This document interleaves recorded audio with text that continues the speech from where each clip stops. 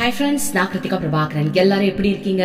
நீங்க எல்லாரும் ரொம்ப சந்தோஷமா, நிம்மதியா, ஆரோக்கியமா, செல்வ செழிப்பான வாழ்க்கைய வாழ்ந்துட்டு இருக்கீங்க அப்படின்னு நம்புறேன். ஓகே, சோ முதல்ல ஒரு கேள்வி உங்களை நான் கேட்க போறேன். என்ன அப்படின்னா, உங்க வாழ்க்கையில நீங்க ஏதோ ஒரு விஷயத்தை அடையணும்னு ஆசைப்படுறீங்க, சரியா? அது எதுவா வேணாலும் இருக்கலாம். அந்த விஷயம் அடையணும் அப்படின்னு விருப்பப்படுறீங்க இல்லையா? அந்த விஷயத்தை நினைச்சு ஏங்க போறீங்களா? எப்ப கிடைக்கும் அப்படின்னு தவிக்க போறீங்களா? இல்லனா ஆல்ரெடி அந்த விஷயம் எனக்கு கிடைச்சிடுச்சு அப்படின்னு அனுபவிச்சு வாழ போறீங்களா? ஓகேவா? இப்ப எக்ஸாம்பிள், இப்ப உங்களுக்கு ஒரு பெரிய ஜாப் கிடைக்கணும்னு ஆசைப்படுறீங்கன்னு வச்சுப்போம்.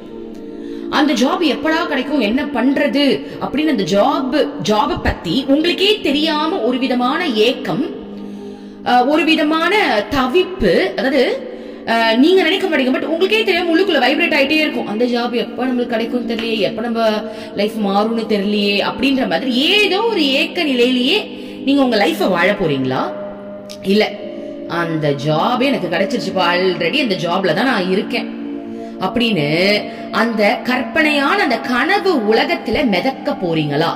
அத அனுபவிக்க போறீங்களா அப்படின்ற கேள்விக்கு எனக்கு முதல்ல பதில் சொல்லுங்க.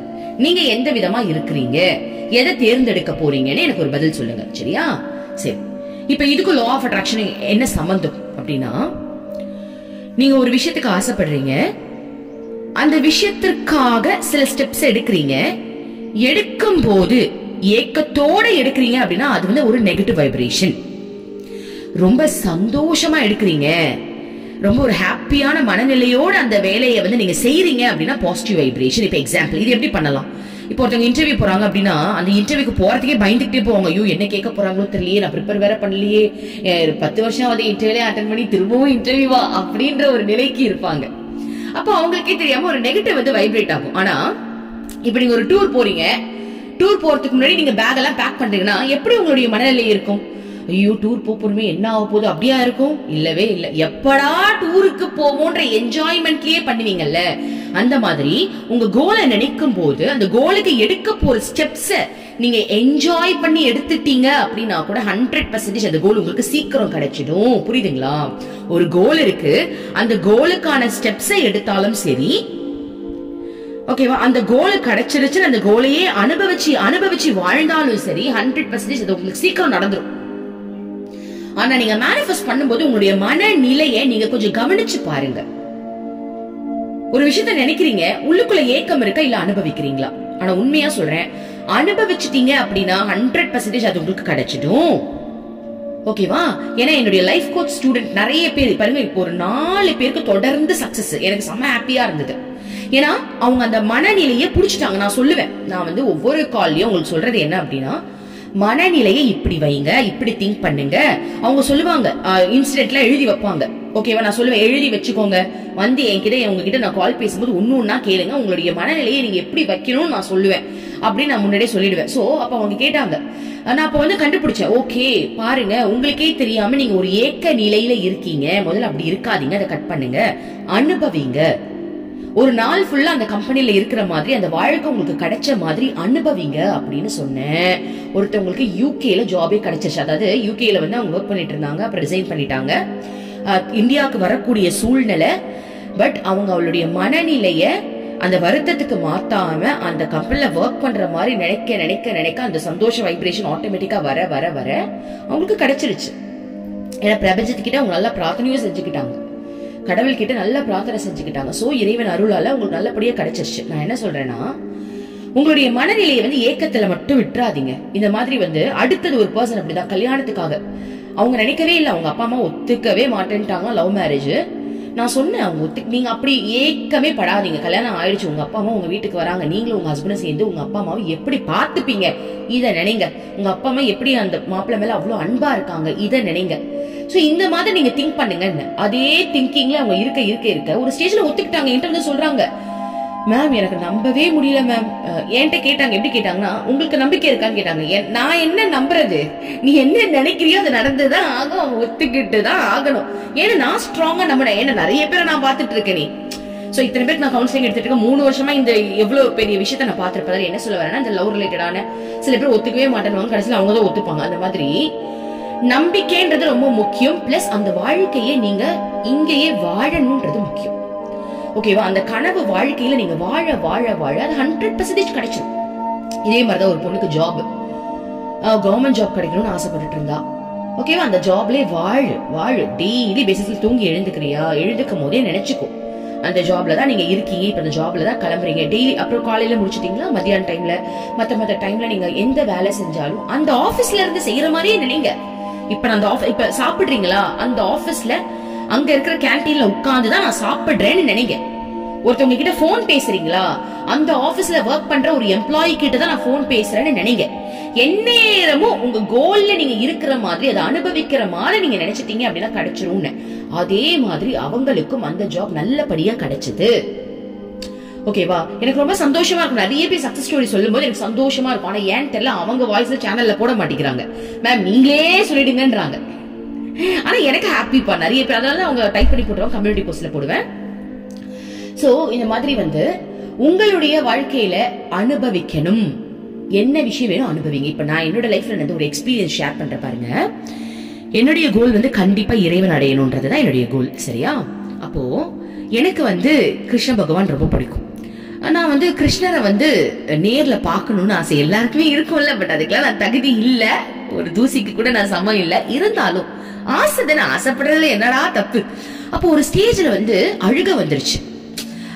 அழுகனா எப்படி தெரியுமா, ஒரு ஏக்கம் வரும் தெரியுமா, ஏக்கம் வந்துருச்சு. ஐயோ நான் எப்ப பாப்ப தவிக்க ஆரம்பிச்சுட்டேன். ஏன்னா நான் நிறைய ஆன்மீக புத்தகங்கள்லாம் படிக்கும் போது அதுல நிறைய பேர் சொல்லுவாங்க, நான் கடவுளை பார்த்தேன். அதாவது பரமஹம்ச ராமகிருஷ்ணர் இருக்கார் இல்லையா, அவரு காளி தேவியை பார்த்திருக்காரு. என்னுடைய குரு ஸ்ரீமத் அமிர்தானந்தமயி தேவி தவறு காளி தேவியை தரிசனமா பார்த்திருக்காங்க. ஏன்னா நான் என்னுடைய குரு கண்ட்ரோல்ல தானே இருக்கேன், அதனால நான் இந்த லைன்ல இருக்கேன். அப்போ நான் நினைச்சுப்பேன், ஐயோ நீங்களாம் பாத்துட்டீங்களே. அப்ப என்ன சொல்லுவாங்க அப்படின்னா, நம்ம மனம் முருகி அவங்களே நினைச்சு அவங்க சிந்தனையில இருக்கும் போது அழுதுகிட்டே நம்ம ஒரு இறைவனை நினைக்கும் போது அவங்க நிச்சயமா தரிசனம் கொடுப்பாங்க. ஆனா நான் யாரு, நான் லா ஆஃப் அட்ராக்ஷன்ல வாழ்றவளாச்சே. நம்மளுக்கு இந்த அழுகிறதுலாம் நம்மளுக்கு செட்டே ஆகாது. ஆனாலும் ஒரு ஏக்கத்துல அழுக வந்துருச்சு. ஒரு 2 நாள் உட்காந்து திணறி நைட்ல, கிருஷ்ணா நீ எங்க இருக்க, ஏன்னா அந்த அன்பு தாங்க முடியாம நீ எங்க இருக்க, உண்மையா எங்க இருக்க நீ கண்ணே வீங்கி போயிடுச்சு. ஓகேவா? நான் என் ஹஸ்பண்ட் பார்த்தேன், என்ன கண்ணு இப்படி வீங்கி இருக்கு, அதுக்குதான் நீ போன் பாக்காதன்ற, நீ போன் பாக்குறதுனால நான் கண்ணு வீங்கி இருக்குன்ற லூசு. நான் அழுத லூசு, நான் நைட் எல்லாம் கிருஷ்ணன் நினைச்சு அழுதுன்ற. நம்ப மாட்டாரு, ஏன்னா அவருக்கு நம்ம பக்தி தெரியாது. ஓகேவா? சோ நம்ப மாட்டாரு, காமெடி பண்ணிட்டு போயிடுவார். அப்போ நான் ரொம்ப அழுதும் போது எனக்குள்ள இருந்து என்னுடைய பாசிட்டிவ் வைப்ரேஷன் இருக்குல்ல, அதாவது கடவுள் கொடுத்ததுதான், நானும் தனியா பிரிச்சு பேசல, நான் சொல்றேன் ஒரு எக்ஸாம்பிளுக்கு. எனக்குள்ள அந்த பாசிட்டிவ் வைப்ரேஷன் அது என்ன சொல்லுது அப்படின்னா, நீ ஏன் அழுற, பாசிட்டிவாவே கடலை பார்க்க முடியும் நம்பு. முதல்ல அவர் அனுபவி, அவர் கூட இருக்கிற மாதிரி அனுபவி, எந்நேரமும் அவர் கூட வாழ்ற மாதிரி அனுபவி. நீ அதை சொல்லி கொடுக்குற, அதை நீ பண்ணு அப்படின்னு ஒரு மெசேஜ் வருது. மேபி என்னோட குரு கூட அந்த மெசேஜ் கொடுத்துருக்கலாம். அப்ப நான் என்ன பண்ணேன் அப்படின்னா, ஓகே நம்ம அழவே கூடாதுன்னு சொல்லிட்டு கண்ணெல்லாம் தொடச்சிட்டு, நான் ஏன் அழுவணும், நீ இல்லன்றதுனாலதானே நான் அழுவுறேன், நீ என் கூட இல்லன்றதுனாலதானே அழுவுறேன், நான் நீ என் கூட இருக்கிற மாதிரி நான் நினைக்க போறேன்னு சொல்லிட்டு சாப்பிட்டா ஒரு கூட்டி விட்டுட்டு தான் சாப்பிடுவேன்.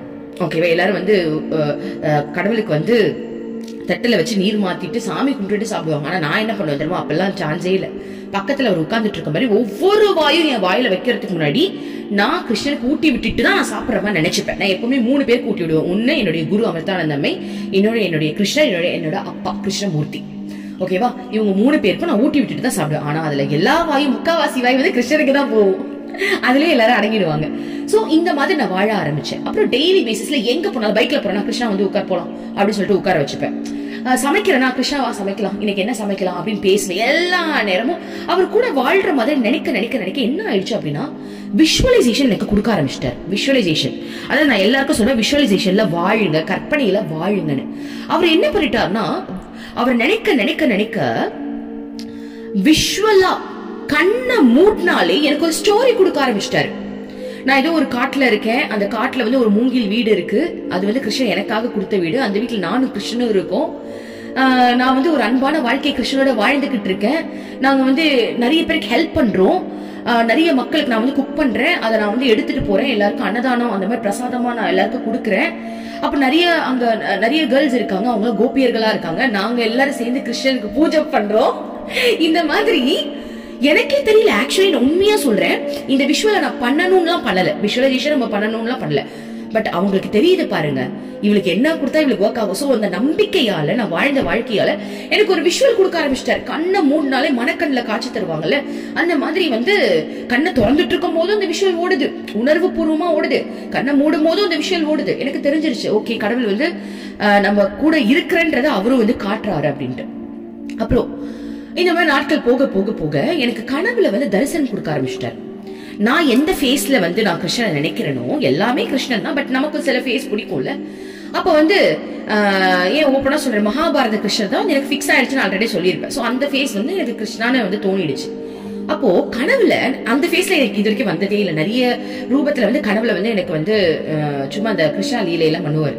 எங்க அப்பா ரூபத்துல வருவார், என் ஹஸ்பண்ட் ரூபத்துல வருவார், தம்பி ரூபத்துல வருவார், ஒருத்தர் விட்டது கிடையாது. எல்லா ரூபத்திலயும் வந்து சும்மா நம்மள கிண்டல் பண்றது, நம்ம கூட உட்கார்ந்துட்டு இருக்கமா பேசுற மாதிரி, அந்த மாதிரிலாம் எனக்கு அப்ப தெரியும். எந்த ரூபத்துல வந்தாலும் அது கிருஷ்ணான்னு எனக்கு தெரிஞ்சிடும். அப்போ நான் நினைச்சேன், என்னடா இது எல்லா ரூபத்திலயும் வர, எனக்கு பிடிச்ச இந்த முகத்துல வர மாட்டேங்கிறியே நான் நினைச்சிட்டு இருக்கும் போது, நான் இந்த பாவத்துல வாழ வாழ வாழ எனக்கு கனவுலயே வந்து தரிசனம் கொடுத்தாரு. அதே ஃபேஸ்ல, வெறும் ஃபேஸ் மட்டும். ஆனா நான் வச்சிருக்க கிருஷ்ணனை விட அந்த ஃபேஸ் இன்னும் அழகா இருந்துச்சு. கோடி அழக மொத்தமா சேர்த்து வச்ச ஒரு உருவம் இருந்தா எப்படி இருக்கும், அந்த மாதிரி எனக்கு கிளியரா காட்டினார். அவருடைய கண்ணு, மூக்கு, வாய், அவர் சிரிச்சாரு. அதுல சிரிச்சு எனக்கு அந்த தரிசனம் காட்ட, நீ தானே என்ன பாக்கணும் பாரு, நீ எந்த ஃபேஸ்ல நினைச்சிட்டு இருக்கியோ அதே மாதிரியான உருவத்துலதான் நான் இருக்கேன் அப்படின்ற மாதிரி எனக்கு அந்த தரிசனம் காட்டும் போது எனக்கு உண்மையாவே நேர்ல பார்த்த மாதிரி இருந்துச்சு. ஏன்னா முதல்ல வந்து கடவுள் வந்து கனவுல தான் நம்மளுக்கு தரிசனம் கொடுப்பாங்க, அதுக்கப்புறம் தான் நேர்ல வருவாங்க. அதெல்லாம் பாக்கியம் வந்து செஞ்சவங்களுக்கு தான், நமக்கு அது இருக்கான்னு தெரியல. இருந்தாலும் கனவுல வந்ததே ஒரு பெரிய விஷயம். அப்புறம் ஒரு விஷயத்துல ரொம்ப ஸ்ட்ராங்கா இருந்தேன். ஓகே, நான் சொன்னது அப்ப வந்து கரெக்ட் தான். ஏன்னா வந்து நம்ம வந்து உருகி அழுவும் போது அது ஒரு மிஸ்ஸிங் ஃபீல் இருந்துச்சு. நம்ம ஏன் அழுவணும், நம்ம அனுபவிப்போம். நான் முடிவு பண்ணேன், நான் அனுபவிக்க போறேன். நான் ஏன் வந்து தேடணும், இல்லாதவங்க தானே தேடுவாங்க, நான் ஏன் நீ இருக்கன்னு நான் நினைக்கிறேன் அப்படின்னு நான் அந்த விஷயத்துல இறங்கி நினைக்க எனக்கு நிறைய அனுபவங்கள் நடந்துகிட்டே இருக்கு. ஓகேவா? சோ நேர்ல எனக்கு என்னன்னா, நான் நேர்ல பார்க்கும் போது அப்படி கூடயே போயிடணும், திரும்ப இந்த பூமியில இருக்க கூடாது. அதனால எனக்கு உடனே எல்லாம் காட்சி தர மாட்டாங்க நான் நினைக்கிறேன். மேபி லேட் ஆகலாம், அப்போ ஒரு வயசான காலத்துல கொடுக்கலாம். ஏன்னா வந்து நான் வந்து உடனே எல்லாம் போற மாதிரி இல்ல. ஏன்னா வந்து உலக மக்களுக்கு நிறைய விஷயங்கள் செய்ய வேண்டியது இருக்கு. மேபி கடவுள் வந்து எனக்கு கருவியா பயன்படுத்துறாரு அப்படின்னா அவருடைய விருப்பப்படி நடக்கட்டும் அப்படின்னு சொல்லிட்டு நான் விட்டாச்சு. ஓகேவா? சோ இதன் மூலமா நான் உங்களுக்கு என்ன சொல்ல வரேன் அப்படின்னா, பாருங்க, நம்மளுடைய விஷயத்துல நம்ம ரொம்ப ஸ்ட்ராங்கா இருக்கணும்ப்பா. ஓகேவா? எந்த எதிர்பார்ப்புமே வேண்டாம். நான் அதுலதான் இருக்கு, அதுலதான் வாழ்ந்துட்டு இருக்கேன். நம்பி அந்த வாழ்க்கையை அனுபவிங்க. அனுபவிக்கும் போது அதற்கான பலன் 100% கிடைக்கும். இதுதான் என் கிளைண்ட்ஸ் எல்லாருக்கும் நடந்துகிட்டு இருக்கு. ஓகேவா? எல்லாரும் வரிசையா அவங்க சக்சஸ் சொல்லும்போது அவ்வளவு ஹாப்பியா இருக்கு. ஒருத்தவங்க அப்படியே டாக்டரா இருக்காங்க, அவங்க வந்து எம்டி வந்து கிளியர் பண்ணணும்னு ஆசைப்பட்டாங்க. அவங்க நல்லபடியா கிளியர் பண்ணி அவங்க ஆசைப்பட்ட அந்த லொகேஷன்லயே அவங்களுக்கு ஜாப் கிடைச்சிருச்சு.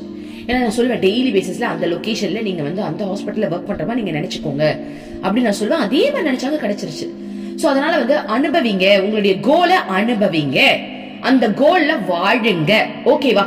எல்லாரும் உங்களை வந்து இதை விட்டுட்டு இதை மறந்துருன்னு சொன்னாதான் நம்மளுக்கு வலிக்கும். இப்ப லவ் பண்ணிட்டு இருக்கவங்க கிட்ட போயிட்டு விட்டுருப்பா, இதெல்லாம் வேணாம்ப்பா, நம்ம லைஃப்க்கு செட் ஆகாதுன்னா உங்களுக்கு எவ்வளவு வலிக்கும்.